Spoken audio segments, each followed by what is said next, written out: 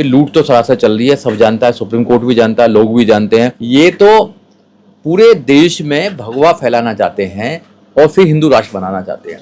अमित शाह खुद पर्यवेक्षक बन के गए हैं और तो सरकारें झुकती हैं, इसी देश में झुकती हैं। कृषि कानून बनाए थे, जन आंदोलन करना पड़ेगा अगर इस देश को बचाना चाहते हो। देश एक विचार के चीजों को वो थोपने का काम कर रहे हैं, एक रंग को थोपने का काम कर रहे हैं चाहते हैं, जो अभी से दिखना शुरू हो गया है। जैसे आगजनी है, बहुत से लोगों का मर्डर हो रहे हैं, बहुत सारी चीजें हो रही हैं, वहां पर दहशत का माहौल बनाना चाहती है और वो दहशत का माहौल बना के पूरे देश में एक मैसेज देना चाहती है कि नमस्कार, आप देख रहे हैं फोरम 4। मैं हूं प्रभात। इस वक्त जिस तरीके से बंगाल में बीजेपी सरकार बनाने की तैयारी कर रही है, अमित शाह पर्यवेक्षक बन करके बंगाल में गए हैं और कल ऐसा माना जा रहा है कि कल बीजेपी अपने सरकार बना लेगी और शपथ ग्रहण दिला लेगी। लेकिन इसी बीच जिस तरीके से ममता बनर्जी ने अभी तक इस्तीफा नहीं दिया है, विधानसभा भंग हो चुकी है, तो ये कहा जा रहा है कि सुप्रीम कोर्ट मूव करने के बाद सुप्रीम कोर्ट चाहे तो वो रोक लगा सकता है। लेकिन इस पर क्या कानूनी स्थिति बन सकती है, क्या शपथ ग्रहण ये टल सकता है, या क्या सुप्रीम कोर्ट में आने के बाद क्या कुछ होगा? क्योंकि जिस तरीके से टीएमसी लगातार जो बंगाल चुनाव में परिणाम आए हैं उनकी हार का कारण बता रही है, 100 सीटों पर लगभग लूट को बता रही है। तो क्या कुछ इसके पीछे लीगल पेच है, क्या यही जानने की कोशिश करते हैं। हमारे साथ हैं वरिष्ठ एडवोकेट सुजीत सम्राट जी। सर, कैसे देखते हैं इस पूरे मामले को, जो ये कहा जा रहा है कि शपथ ग्रहण टल सकता है अगर सुप्रीम कोर्ट आती है ममता बनर्जी? देखिए, चुनाव हो चुका है बंगाल के अंदर और सरकार भी बन जाएगी। अभी वो एक एलिगेशन लगा रहे हैं कि भाई लूट हुई है, तो पहले कोर्ट में आना पड़ेगा, उनको कोर्ट में साबित करना पड़ेगा कि लूट हुई है। देखिए, ये बिल्कुल सच्चाई है कि राज्यों में जैसे एसआईआर कराई है और चीज़ कराई है, तो उनमें धांधली की जो चीज़ें आई थी, कोर्ट ने उनको नहीं सुना। तो अब उम्मीद लग रही है कि आपको कोर्ट सुनेगा। दिल्ली में एक राजनेता चिल्ला चिल्ला के बोल रहा है कि भाई आपसे न्याय की उम्मीद नहीं है, फिर भी जज साहिबा कह रही है कि न्याय मैं ही दूंगी। जब कोर्ट में कोई सुनने के लिए तैयार नहीं है तो आप उम्मीद करते हैं कि वहाँ से न्याय मिलेगा आपको? न्याय अगर मिल सकता है तो जनता से मिल सकता है, और जनता ने मैंडेट दिया है, कैसे भी दिया है, वो बीजेपी के लिए मैंडेट दिया है। और राज्यपाल ने जो विधानसभा वो भंग कर दी है, तो अभी ये वहाँ पर सीएम बनाएंगे अपना। राज्यपाल भी तैयार है और लोग भी तैयार हैं, तो ये सब बेकार की चीज़ें हैं। कुछ दिन के बाद अब देखना कि वहाँ का सीएम भी बनेगा बीजेपी का और सारी सरकार भी चलेंगी। अब ये है कि जो सरकार में लोग 15 साल से थे, ममता जी थी 15 साल से, उनके जो लोग थे, उनको ये चिंतन करना चाहिए कि भाई आगे इन लोगों से लड़ा कैसे जाए, आगे लड़ाई कैसे होगी। आप है ना, 15 साल से तो वो थे ना वहाँ पे सरकार में, तो अगर लोगों ने उनके खिलाफ मैंडेट दिया है या फिर इन्होंने जबरदस्ती मैंडेट दिया, तो वो क्या कर रहे थे 15 साल से वहाँ पे? उनकी सरकारें हैं, पुलिस हैं, सारा कुछ उनके पास में है। 15 साल कम नहीं होते हैं। किसी राज्य में 15 साल लगातार सरकार में रहना और फिर उसके बाद कहना कि लूट हो गई, तो फिर कौन बचाएगा आपको? अगर लूट हो गई तो फिर आप तो राजा थे वहाँ पे, फिर लूट कैसे होगी बताइए? लूट हुई है तो वो आपको साबित करना पड़ेगा, सारा जितना विपक्ष है उसको सबको एक साथ आना पड़ेगा और इन लोगों के खिलाफ लड़ना पड़ेगा। इन्होंने ईडी का वहाँ पर इस्तेमाल किया, सीबीआई का इस्तेमाल करते हैं, सारी संस्थाओं का इस्तेमाल कर रहे हैं, संवैधानिक संस्थाओं का इस्तेमाल कर रहे हैं, कोर्ट का इस्तेमाल कर रहे हैं, हर चीज़ का ये इस्तेमाल कर रहे हैं कि विपक्ष को दबाने का। तो ये लूट तो सरासर चल रही है, सब जानता है, सुप्रीम कोर्ट भी जानता है, लोग भी जानते हैं, सारी संस्था जानती है। ये रुकेगी कैसे? इस पर सवाल करना है, इस पर थोड़ा मंथन करना है। तो आपके हिसाब से बंगाल चुनाव जो परिणाम आया है, ये 207 सीटें जो भाजपा जीती है, ये क्या जनता ने वोट दिया है इसलिए जीती है, या इसके पीछे क्या वजह है? देखिए, अभी तो जनता ने वोट दिया। वैसे 2017 में सबसे पहले बहुजन समाज पार्टी के नेता आदरणीय बहन कुमारी मायावती ने कहा था कि ईवीएम में घोटाला है, ईवीएम में टेम्परिंग हो सकती है, मशीन है वो, ईवीएम में टेम्परिंग हो सकती है, तो ईवीएम में टेम्परिंग हो सकती है। दूसरी बात, जो एसआईआर किया था, एसआईआर में बहुत सारे लोगों के वोट काटे हैं, लाखों लोगों के वोट काटे हैं, और ये चुन चुन के वोट काटे हैं। फिर दोबारा वहाँ इतनी सारी पुलिस लगाई है, बहुत सारे लोगों को वोट नहीं डालने दी गई है, वहाँ पर छावनी बना दी गई है, सेना का प्रयोग किया गया है, पुलिस का प्रयोग किया गया है, लोगों को दहशत में रखा गया है। ये बहुत सारे कारण हैं, केवल एक कारण नहीं है। ये बीजेपी के जीत का कई कारण है। बीजेपी ने पैसा का इस्तेमाल किया है, लाखों करोड़ों रुपये खर्च किए हैं, उनके पास संसाधन है, उनके पास सब कुछ है, और वो अपने मान सम्मान की एक बात बना लेते हैं। इसलिए बंगाल उनको चाहिए था और बंगाल उन्होंने ले लिया। अब बंगाल के लोगों को देखना है कि बीजेपी की रखनी है या फिर दोबारा अपने ही लोगों की सरकार बनानी है, वो उनको देखना है बंगाल के लोगों को। उत्तर प्रदेश में भी इन्होंने ऐसे कहा, बिहार में भी देखो ऐसे किया। बिहार में मैंडेट किसी और को मिला और आज सीएम किसी और का है। दिल्ली में भी इन्होंने ऐसे ही किया। तो हर राज्य में ऐसा कर रहे हैं। ये तो पूरे देश में भगवा फैलाना चाहते हैं और फिर हिंदू राष्ट्र बनाना चाहते हैं। तो जो लोग संविधान पर विश्वास करते हैं, समता पर विश्वास करते हैं, न्याय पर विश्वास करते हैं, भाईचारे पर विश्वास करते हैं, इंसानियत पर विश्वास करते हैं, विज्ञान पर विश्वास करते हैं, उन लोगों को एक साथ आना पड़ेगा। उनको समझना पड़ेगा कि धूर्त जो लोग हैं इनसे कैसे लड़ा जाए, जो संविधान को खत्म करना चाहते हैं। आज जो बंगाल में हिंसा हो रही है, टीएमसी और बीजेपी के कार्यकर्ता मारे जा रहे हैं, तमाम लोग खबरें आ रही हैं कि कार्यालयों में तोड़फोड़ की जा रही है, बुलडोजर चल रहा है, इन सब चीज़ों पे क्या कहेंगे? देखिए, हिंसा तो किसी भी समस्या का सॉल्यूशन नहीं है, क्योंकि जो जिस देश में संविधान है, रूल ऑफ लॉ है, वहाँ हिंसा से बात नहीं चल सकती है। हिंसा में हमेशा लोगों का नुकसान होता है। यहाँ डेमोक्रेसी है। अब डेमोक्रेसी के माध्यम से आप अपनी बात को रख सकते हैं, जन आंदोलन बना सकते हैं, एक लोगों को अवेयर कर सकते हैं। सच्चाई तो यह है कि लोगों को अवेयर कराया ही नहीं है। जिनकी भी सरकार है वो सरकार में जब तक रहते हैं, जब तक तो शांत रहते हैं, और जैसी सरकार जाती है तो फिर चिल्लाने लगते हैं। आपको भी तो सरकार ने मौका मिला, आपने ऐसा क्या कर दिया कि लोग आपकी जय जयकार कर रहे हैं? आपको काम करना चाहिए था उस समय। बीजेपी का सीधा सा एम है कि भाई हम हर राज्य में अपनी सरकार बनाएंगे, पैसे से बनाएं, वोट काट के बनाएं, लोगों को इन्फ्लुएंस करके बनाएं, या जो विपक्ष के नेता हैं उन पर आप सीबीआई का, ईडी का डर दिखा के उनको अपनी तरफ लेकर आए। वो पूरे देश के नेताओं को, विपक्ष को खत्म ही करना चाहते हैं। अगर देश में विपक्ष खत्म हो जाएगा तो फिर बात कौन रखेगा, मुद्दे कौन रखेगा? सरकार तो फिर मनमानी करेगा। और ये डेमोक्रेसी के लिए खतरनाक है, ये आने वाली जनरेशन के लिए खतरनाक है। यहाँ जन आंदोलन होना चाहिए, और जन आंदोलन जब होता है किसी भी देश के अंदर तो लोगों के अंदर अवेयरनेस फैलती है और लोग फिर डिसाइड करते हैं कि हमको कौन सी सरकार चाहिए और हमारे बच्चों को क्या चाहिए।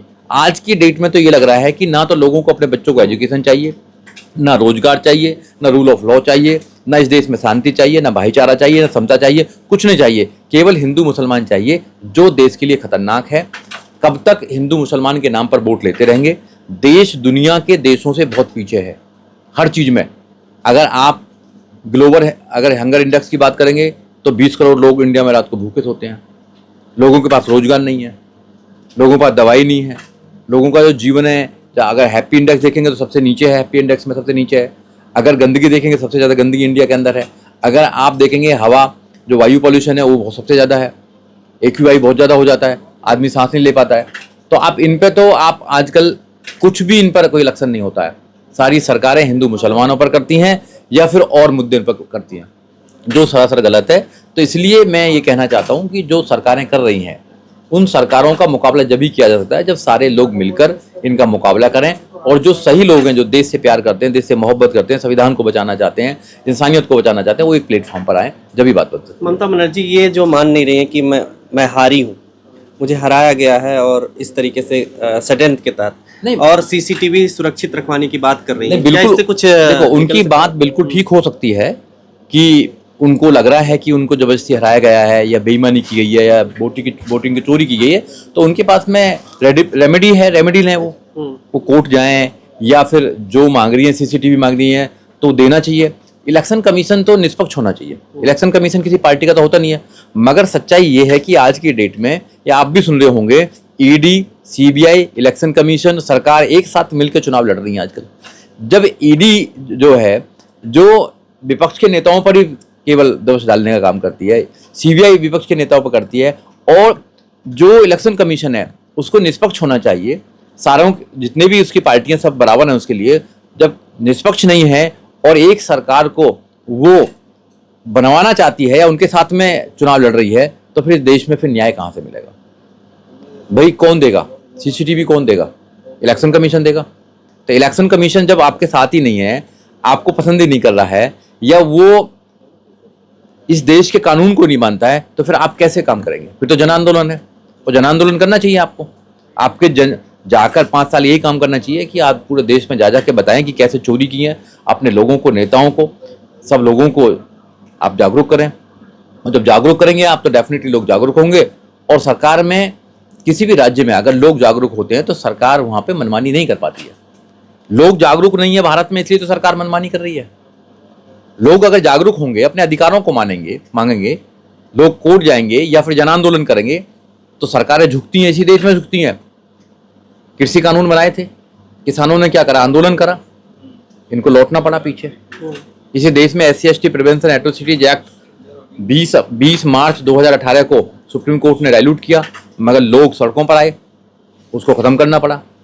समय समय पर जब सरकार के सामने आंदोलन होते हैं, NRC का आंदोलन देख लीजिए आप, जब आंदोलन होते हैं, लोग सड़कों पर आते हैं और जनमानस का ये एक प्रकार से सोच बन जाती है कि हमें सरकार के जो गलत काम है उनके खिलाफ काम करना है, तो सरकारें झुकती हैं, फिर सरकार मनमानी नहीं करती हैं। अफसोस की बात यह है कि लोग धर्म में, जातियों में, वर्गों में, भाषाओं में बटे हुए हैं।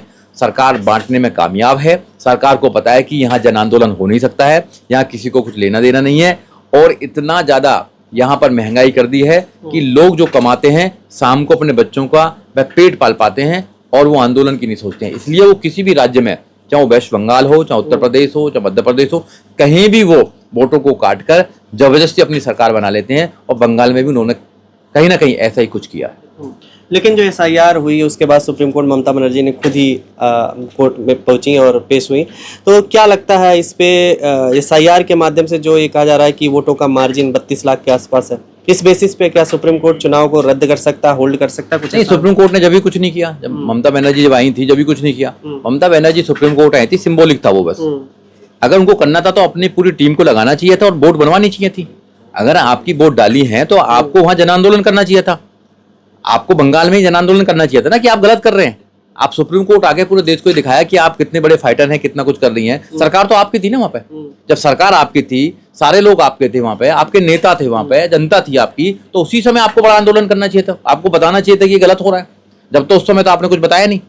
भाई आपकी सरकार है, आप CM हैं और आपके राज्य में कुछ गलत हो रहा है तो आप वहां कदम उठा सकते नहीं उठा सकते, लीगल एक्शन ले सकते नहीं ले सकते। आप सुप्रीम कोर्ट तो आगे कि भाई यहां से मदद कीजिए, और आपने जो काम करना था वो काम नहीं करा आपने। अगर उसी समय आप जन आंदोलन कर देते, उसी समय आप अगर इनका खिलाफ करते कि ये चोरी कर रहे हैं या वोटों को काट रहे हैं या मेरी सरकार के खिलाफ ये षड्यंत्र कर रहे हैं, तो क्या देश के अंदर एक अलग माहौल होता नहीं होता, बंगाल के अंदर एक अलग माहौल होता नहीं होता। आप सुप्रीम कोर्ट आए, सुप्रीम कोर्ट में बात करके, सुप्रीम कोर्ट जो बात मानी, जो नहीं मानी, फिर आपने कुछ नहीं करा। उसके बाद में आप इलेक्शन में चले गए और तो कुछ किया नहीं आपने। जन आंदोलन की संभावना लगती है क्योंकि इंडिया गठबंधन के तमाम नेता ये अभी हाँ में हाँ मिला रहे हैं कि सीटों पे चोरी हुई है, 100 सीटों पर बंगाल और असम इन्होंने।